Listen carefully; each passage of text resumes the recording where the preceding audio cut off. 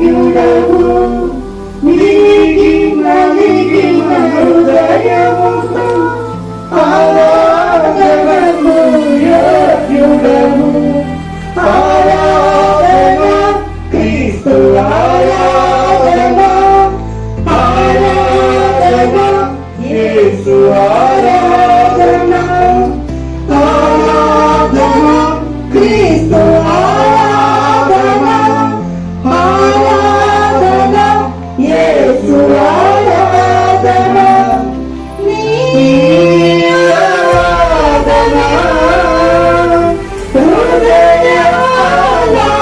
హృదయాలాపన నీ ఆరాధన హృదయాలాపన ఆత్మతో సత్యముతో ఆత్మతో సత్యముతో ఆరాధించెదము ఆరాధించెదము ఆరాధించెదము ఆరాధించెదము ఆరాధన క్రీస్తు ఆరాధన ఆరాధన యేసు ఆరాధన ఆరాధన క్రీస్తు ఆరాధన ఆరాధన యేసు ఆరాధన నీ ఆరాధన. మహోన్నతుడా, సర్వోన్నతుడా, సర్వ సృష్టికర మా దేవా, మీకు వందనాలు ప్రభువా. గతించిన కాలము మమ్మల్ని కాపాడి మా రాకపోకల్లో మీ సహాయము దయచేసి నాయన ఇన్ని కరువు రోజుల్లో కూడా మమ్మల్ని పోషిస్తున్నావు ప్రభువా. అయ్యా అనేక మంది అనేక చోట్ల అయ్యా వారి స్థలములో వారు ఉండలేని స్థితిలో ఉన్నారు ప్రభువా. నీళ్ళలో మునిగిపోయి ఉన్నారు ప్రభువా. ఆహారము లేని వారు ఉన్నారు ప్రభువా. వస్త్రము లేని వారు ఉన్నారు తండ్రి.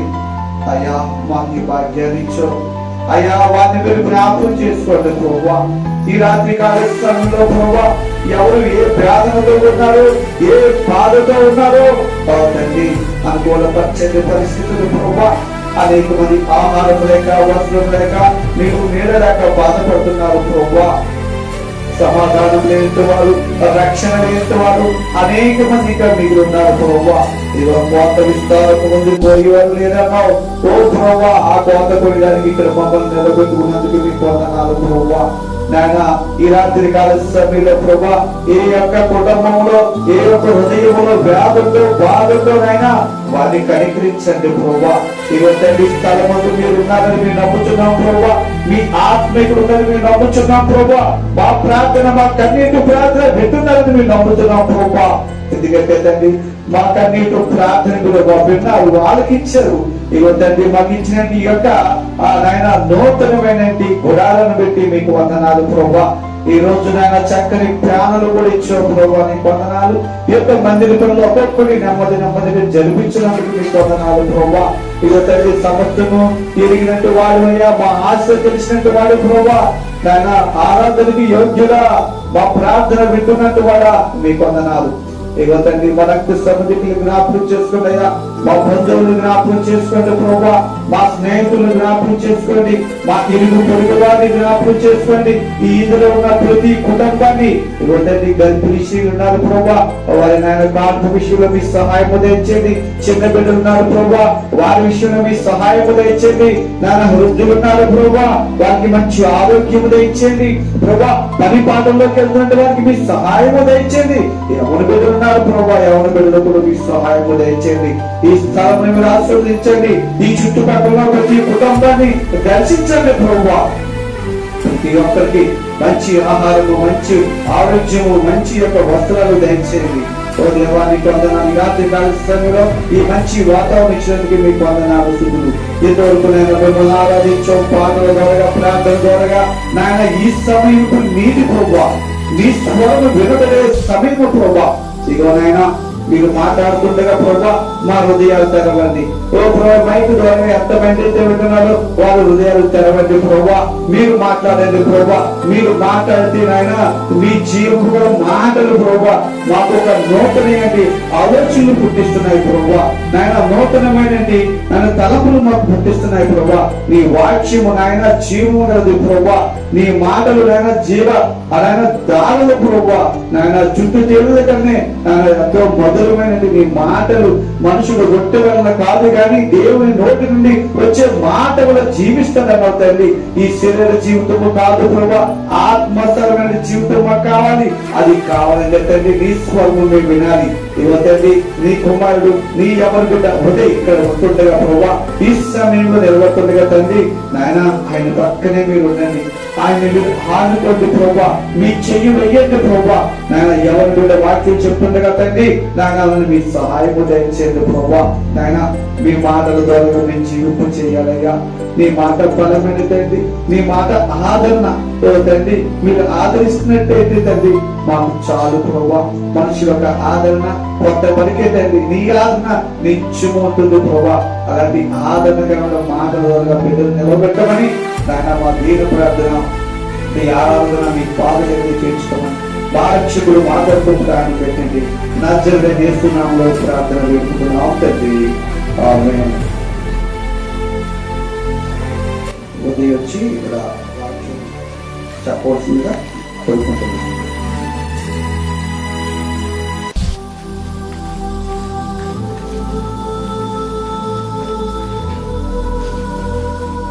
ప్రార్థన చేసుకుని ఏం మాట్లాడుతున్నాను తండ్రి. ఈ పరిశుద్ధ నామానికి స్తోత్రాలైనా తండ్రి. ఎంతో చక్కటి సమయం ఇచ్చి తండ్రి మీ చిన్నగా నిలబెట్టుకున్నారు నాయన. మీకు ఉన్నారు ఈ భాగ్యం లేనటువంటి వాళ్ళు ఎంతో మంది ఉన్నారు తండ్రి, కానీ మాకు మీ భాగ్యం ఇచ్చారైనా మీకు ఉన్నారు తండ్రి. ఈ సమయంలో తండ్రి ఈ మైకు ద్వారా తండ్రి వింటున్న వారికి కానీ ఇక్కడ ఉన్న వారికి కానీ తండ్రి ఎటువంటి ఆత్మీయ ఆహారం అవసరం తండ్రి. మీరు హృదయంతరంగా ఎదిగిన దేవుడు తండ్రి. మీరే మేము మీ హక్కును అందించిన తండ్రి. మీకు తండ్రి ఆత్మ నడిపించే సహాయం దయచేయమని యేసు అతి పరిశుద్ధ నామమున వేడుకొంచున్నాము మా పరమ తండ్రి. ఆమేన్.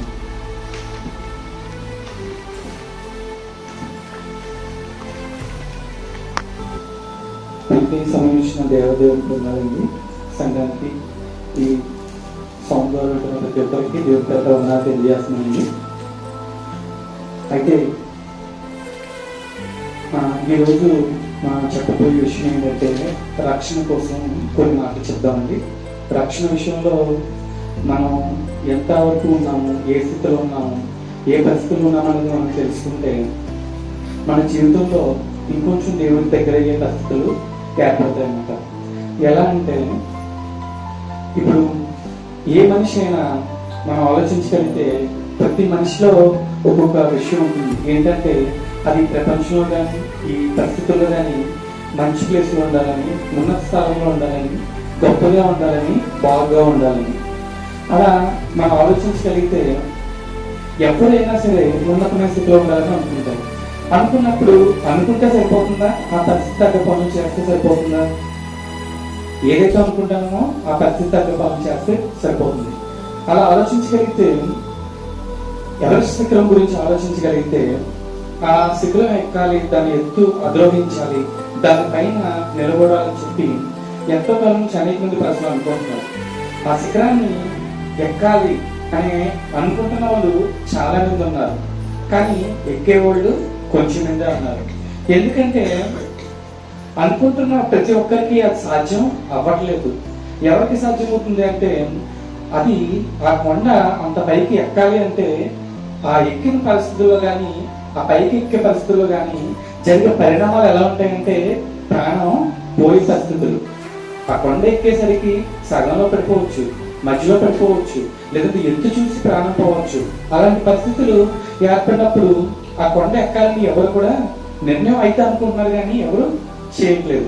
అయితే 1950 నుండి 53 సంవత్సరాల్లో ఆ సమయంలో ఒక ఆయన పైకెక్కి ఆ యొక్క జాతి జెండాని ఒక సిలువును అక్కడ పాతి వచ్చాడు. ఏంటంట 1956 చెల్లెల్లో ఒక ఆయన ఆ కొండపైకి ఎక్కి ఒక సిలువును ఒక తన యొక్క జెండాలను తన యొక్క కొన్ని విషయాలు అక్కడ పాతి మొట్టమొదటిగా రావడం జరిగింది. అయితే ఆయనకి ఏమొచ్చిందయ్యా అంటే గిన్నిస్ బుక్ లో రికార్డ్ వచ్చింది, ప్రపంచ స్థాయిలో ఉన్నతమైన పరిస్థితి వచ్చింది. ఈ రోజు మనంలో కానీ ఎవరైనా కానీ అనుకుంటే అటువంటి పరిస్థితి కావాలి అంటే ఎంత కష్టపడాలి అంటే మన ప్రాణం పోయేంత పరిస్థితులు కానీ తెగితే కానీ అంత ఉన్నతమైన స్థితికి చేరాలి.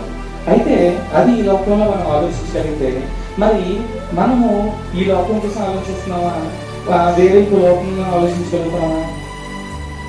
మనము ఈ లోకం గురించి ఆలోచిస్తున్నామా? ఈ లోకం గురించి ఆలోచిస్తే ఈ సమయంలో కూడా ఉండవసరం లేదు. ఎందుకంటే లోకంలో మిగిలిన వారు ఏదైతే చేస్తున్నారో మనం అదే చేయొచ్చు. కానీ మనం ఏం చేసాం? దేవుని కొరకు తెలుసుకుని, నిజ దేవుడు ఏంటో తెలుసుకుని ఆయనలో మనం ఏం చేసాం? దేవుల్లో రక్షణ తీసుకున్నాం. అవునా? రక్షణ తీసుకున్నాం. అదేంటి? బాప్తిస్మం. ఎందుకు తీసుకున్నాం?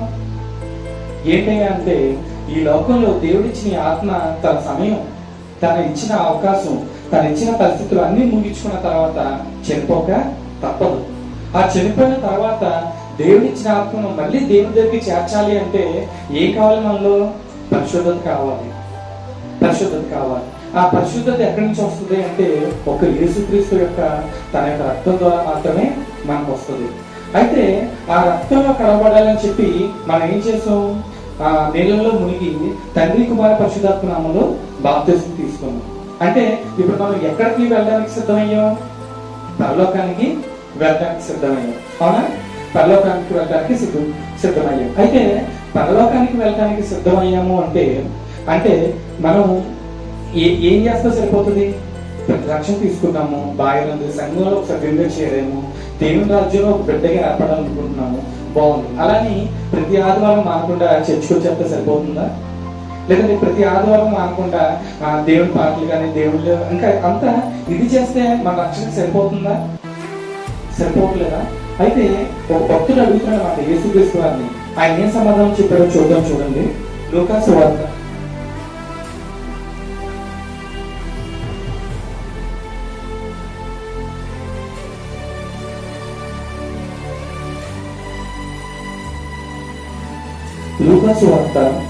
13వ అధ్యాయము 23వ వచనం. లూకా సువార్త 13వ అధ్యాయము 23వ వచనం. ఒకడు, ప్రభువా, రక్షణ పొందువారు కొద్దిమందేనా అని ఆయన అడుగుదా. ఏం చెప్తారంటండి? రక్షణ పొందువారు కొద్దిమందేనా అని అడుగుతున్నారంట. అడిగిన తర్వాత ఆయన వారిని చూచి, ఇరుకు ద్వారం ప్రవేశింప పోరాడి అనేకులు ప్రవేశింపజూతురు గాని వారి వలన కాదని మీతో చెప్పుచున్నాను. ఏం చెప్తారంటే, ఒక వ్యక్తి యేసుక్రీస్తు వారిని అడిగాడంట, ప్రభు వీళ్ళందరూ రక్షణ పొందుతున్నారు కదా, కొంచెం మందినా నీలో రక్షణ పొందుతుంది అని అడిగారంట. అంటే యేసుక్రీస్తు కాలంలో యేసుక్రీస్తుని తెలుసుకున్న వాళ్ళు చాలా కొద్ది మంది. అదే ప్రశ్న ఈ కాలంలో అడిగితే ఏమని అడుగుకుంటాడా వ్యవస్థలు అంటే, తండ్రి ఇంతమంది రక్షణ పొందారు కదా, వీళ్ళందరూ మీ రాజ్యంలో చేరుతారా అని అడుగుంటాడు. అంతేనండి. ఎందుకంటే క్రైస్తవులు అనేక మంది ఉన్నారు, రక్షణ పొందిన వాళ్ళు అనేక మంది ఉన్నారు. ఆయన అదే ప్రశ్న ఈ రోజు అడుగుంటే ఎలా అడుగుతాడు? తండ్రి ఇంతమంది రక్షణ పొందారు కదా, నీ రాజ్యంలో ఎంతమంది చేరుతారు అని అడుగుంటారు. అవునా కాదా? అడుగుతారు. అయితే ఆయన చెప్తుంది ఏంటంటే, యేసుక్రీస్తు చెప్తున్న మాట, ఇరుకు ద్వారాలను ప్రవేశింప పోరాడుడి అనేకులు ప్రవేశింప చూతురు గాని వారి వారిని కాదని మీతో చెప్పుచున్నాను. ఏంటంట? ఇరుకు ద్వారం అంటే ఏంటంటే పరలోక రాజ్యం. ఏంటంటే పరలోక రాజ్యం. పరలోక రాజ్యం అనేది బాప్తిస్మం తీసుకున్నంత మాత్రం పరలోక రాజ్యం వచ్చేస్తుందని చెప్తున్న ఆ మాటలలో అలా అనుకుంటే మరి యేసుక్రీస్తు వారు ఇరుకు ద్వారం అని ఎందుకు అన్నారు?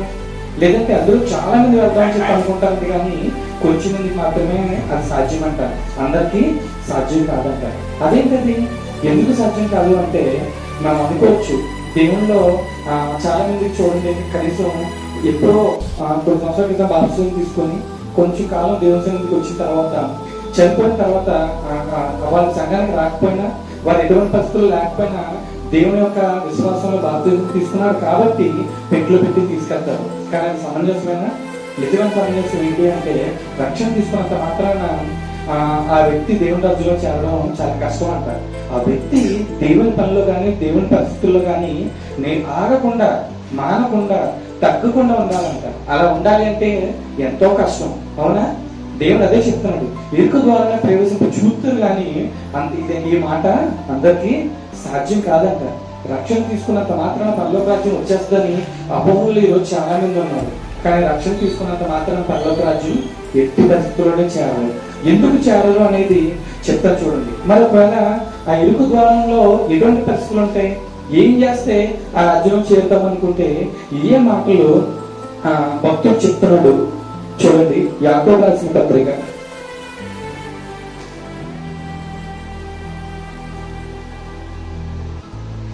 యాకోబు రాసిన పత్రిక 3వ అధ్యాయము పేజీ నెంబర్ 221.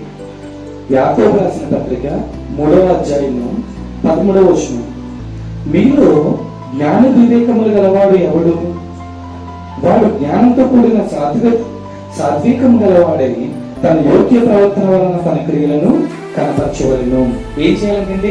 రక్షణ తీసుకున్నంత మాత్రాన మనం పరలోక రాజ్యం వెళ్ళిపోతామంటే కాదంట. ఏముండాలంట మనలో?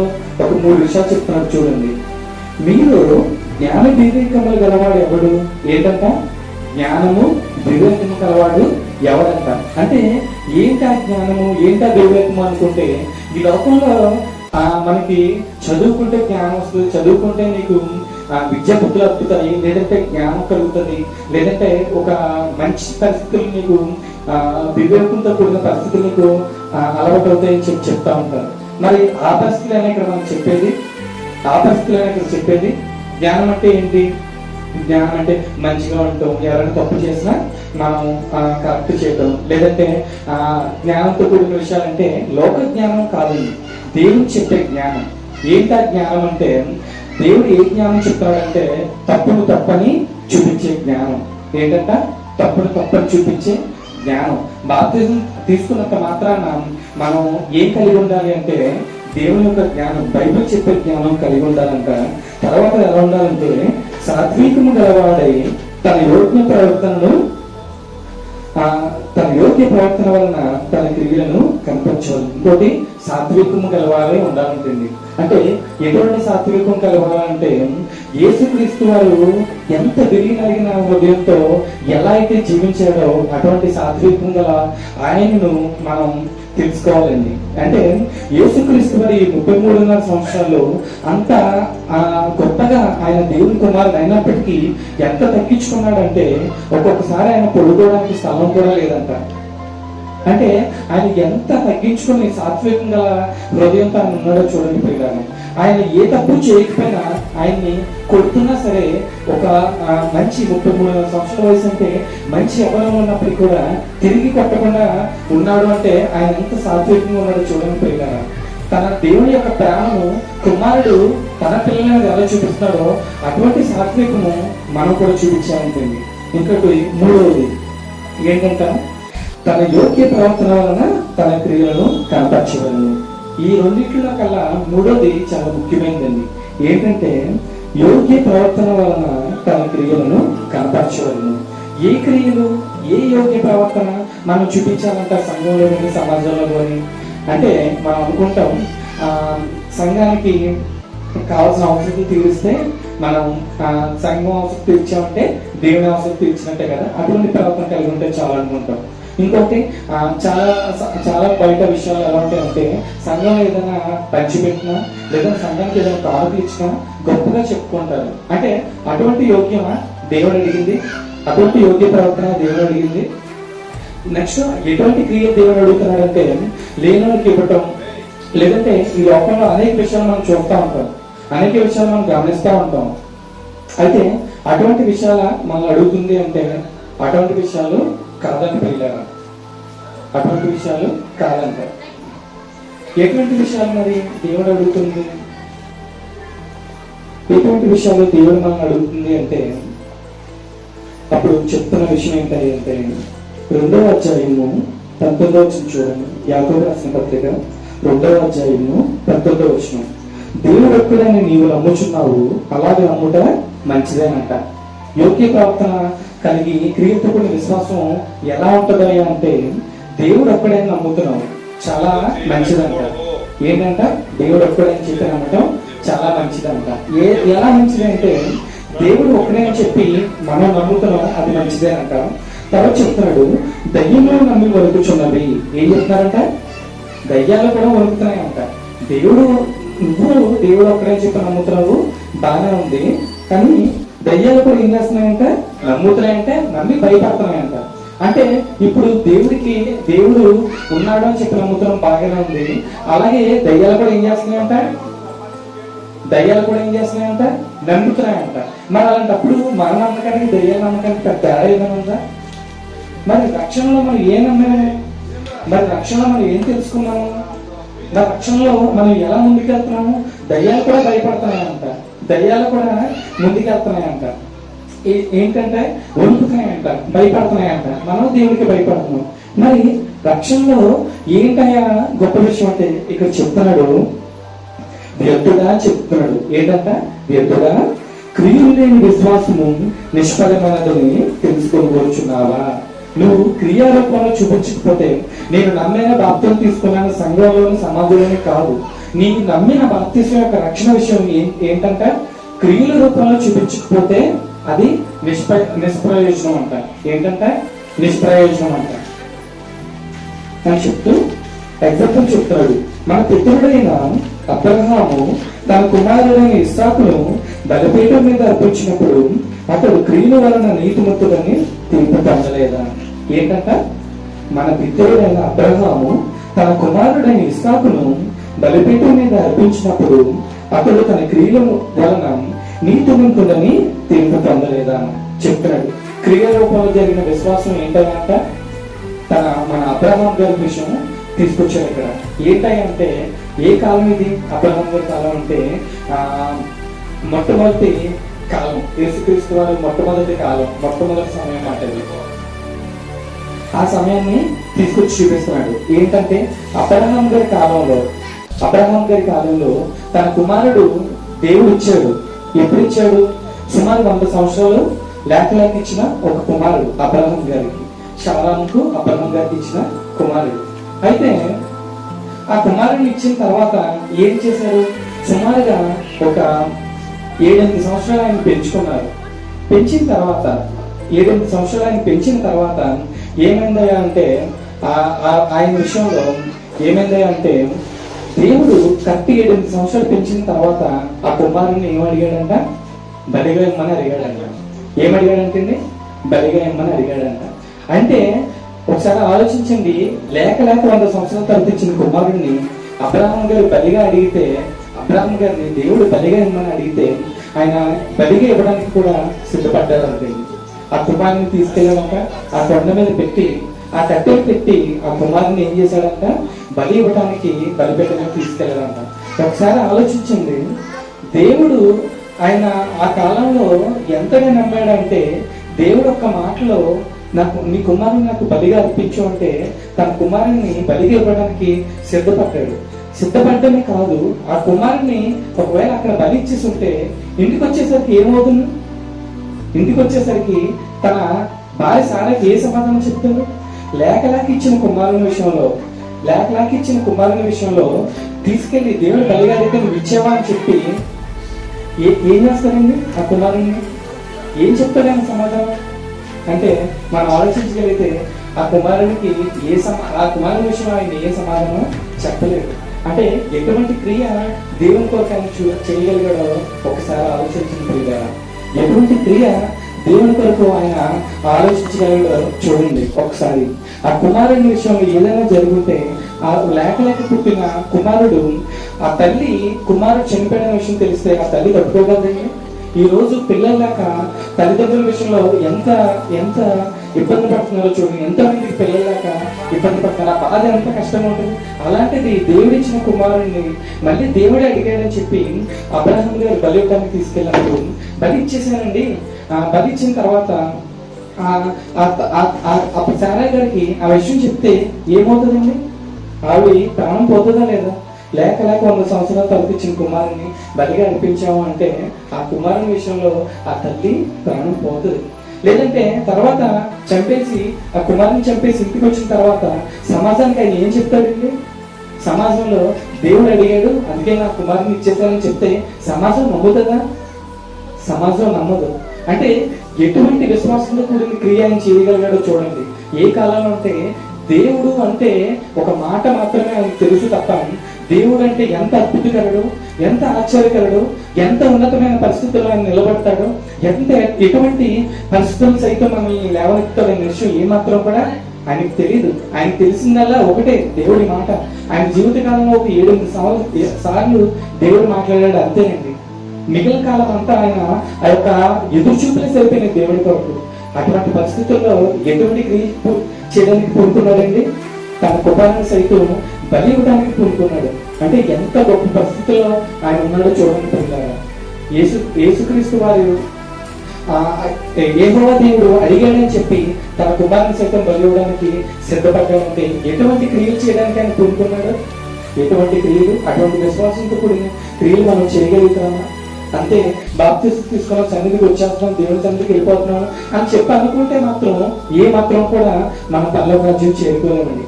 ఆ రక్షణ మార్గంలో మనం వెళ్ళాలి అంటే మనం విశ్వాసంతో కూడిన క్రియలు చేయాలి. ఆ క్రియలు ఎలా ఉండాలి అంటే ఉదాహరణకి అబ్రహాం గారు చేసిన క్రియలా ఉండాలి. ఎలా ఉండాలంటే విశ్వాసంతో కూడిన క్రియలు. ఏ విశ్వాసం వల్ల ఆయన తన కుమారుని ఇవ్వడానికి కూడా సిద్ధపడ్డాడు. ఈరోజు అటువంటి విశ్వాసంలో మనం ఉండగలుగుతున్నామా? ఈరోజు మన కుమారులను దేవుడు అడిగితే మనం ఇవ్వడానికి సిద్ధమేనండి.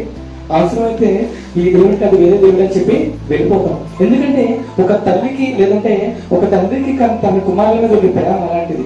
మరి అంతకంటే ఎక్కువ ప్రేమ లేక పుట్టిన 100 సంవత్సరాల తర్వాత పుట్టిన బిడ్డ విషయంలో అబ్రహాం గారు ఇంకెంత ప్రేమ కలిగి ఉండాలి? అయినా సరే అంత ప్రేమ కలిగి ఉన్నా సరే దేవుడు అడిగాడని చెప్పి ఆ దేవుడికి తన కుమారుని ఇవ్వడానికి సిద్ధపడ్డాడు పిల్లలు. తర్వాత మనం చూడగలిగితే ఇంకొక స్త్రీ ఉందండి. అదే అధ్యాయంలోని యాకోబు రాసిన పత్రిక 2వ అధ్యాయం 25వ వచనమండి. అటువలనే రాహాబు వేస్తూ కూడా దూతలను చేర్చుకొని వేరొక మార్గమున వారిని వెలుపలకు పంపివేసినప్పుడు క్రియల మూలంగా నీతిమంతురాలని ఎంచబడిన కదా. ఏంటంటే రాహాబు అనే వేశ్య ఒక స్త్రీ ఏం చేసిందంట అంటే వేగుల వారిని చూడడానికి వచ్చినప్పుడు వారిని తన ఇంట్లో దాచిందంటే. ఎందుకు దాచిందయ్యా అంటే అది దేవుని యొక్క ప్రణాళిక. ఆ విషయం ఎవరికి తెలిసింది? రాజుగారికి తెలిసింది.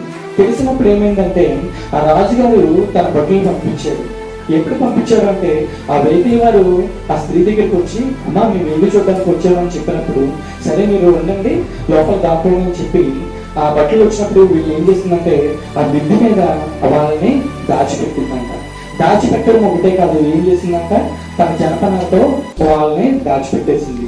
దాచిపెట్టిన తర్వాత ఆ రాజుగారి ఈ విషయం తెలుసుకొని ఏం చేశారంటే తన బట్టలు పంపించారు ఆమె ఇంటికి. పంపించినప్పుడు ఆ స్త్రీ ఇంటికి వచ్చి వాళ్ళు అడిగారు, అమ్మ వెలుగు చూడడానికి వచ్చారు కదా, వారు ఎక్కడ అని అడిగినప్పుడు వారు రావడం నిజమేనండి, వారు ఇంటి నుంచి ఇటు వెళ్ళిపోయారు అని చెప్పిపోయారు. నిజంగా ఆ మాట నమ్మి వారు వెళ్ళిపోయారు కాబట్టి సరిపోయింది. వారు కనుక ఆ రాజు కాలంలో వారి ఇంట్లోకి వచ్చి చెక్ చేసుకుంటే దాచిపెట్టిన వారు దొరికేస్తారా లేదా? దొరికేస్తారు. మరి రాజుగారికి తను ఏం చేసినట్టు పేగుల వారిని దాచడం తప్పు. అలాంటప్పుడు దాచిపెట్టినప్పుడు ఏమవుతుంది? తన ప్రాణం ఏమవుతుందండి? వెంటనే తీసేస్తారు. ఈ రోజుల్లో అంటే ఎన్నో తప్పులు చేసినా, ఎన్నో అత్యాచారాలు చేసినా, ఎంతో హత్యలు చేసిన జైల్లో కూర్చోబెట్టి 20 సంవత్సరాలు, 10 సంవత్సరాలు, 15 సంవత్సరాలు కారాగార శిక్ష చేస్తున్నారు. లేదంటే వాళ్ళ కేసు తీయడానికి వరకు కూడా స్టేషన్లోని ఇక్కడ సెంట్రల్ జైల్లో పెట్టి వాళ్ళని పోషిస్తున్నారు. ఏం చేస్తున్నారంటే సెంట్రల్ జైల్లో పెట్టి వాళ్ళని పోషిస్తున్నారండి. కానీ ఆ రోజుల్లో ఎలా ఉంటుందంటే తప్పు చేస్తే వెంటనే తల తీసేస్తారు. అతని పరిస్థితుల్లో కూడా ఎటువంటి క్రియం చేసింది అంటే దేవుని కొరకు తన ప్రాణాన్ని సైతం లెక్క చేయలేదండి. ఈ రోజుల్లో ఉన్న మనము దేవుని కొరకు నమ్మి రోజు చర్చ్ రావడం, లేదంటే దేవుని కొరకు ఎటువంటి నామకార్థ క్రైస్తవులు మనం ఉండకుండా దేవుని కొరకు మహత్కారాలు చేసినప్పుడు మాత్రమే దేవుని కొరకు మనం ఉన్నతంగా నిలబెడతామండి. ఈ కొన్ని మాటలు దేవుడు మన ఇంట్లో దీవించి ఆశీర్వదించిన గాక.